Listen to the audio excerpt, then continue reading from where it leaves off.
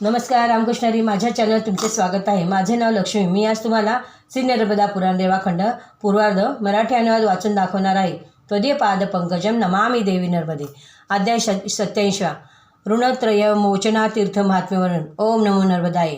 श्री मार्कंडेय वाच तत गच्छन् महिपाल तीर्थ परमशोभयं स्थापिती मुनिसद्गर्यद्य ब्रह्मवंश समुद्भये। मुनिश्रेष्ठ श्री मार्कंडेय झाले राजा त्यानंतर ब्रह्मवंशोत्पन्न मुनीद्वारा स्थापित परम सुंदर तीर्था जावे। ते ऋणमोचन नावाचे श्री नर्मदाच्या तटावर स्थित आहे। मनुष्य 6 महिन्यापर्यंत भक्तीने पितृदेवांना तर्पण करत पितृगण आणि मनुष्याद्वारा केलेल्या ऋणाने श्री नर्मदेला स्नान करून तत्क्षणी मुक्त होतो। तिथे फलरूपात प्रत्यक्ष पाप दृष्टिगोचर होते। त्या तीर्थात जो जितेंद्रिय व एकाग्रचित्त होऊन स्नान करून दान देतो व भगवान श्री शंकराचे पूजन करतो तो देव पितृ ऋषी या तिन्ही ऋणातून मुक्त होऊन स्वर्गात देवता समान प्रकाशित होतो। हा स्कंदपुराणातील रेवाखंडाच्या पूर्वभाती ऋणत्रय मोचन तीर्थ महात्म्यवर्णन नावाचा 87 अध्याय पूर्ण आला।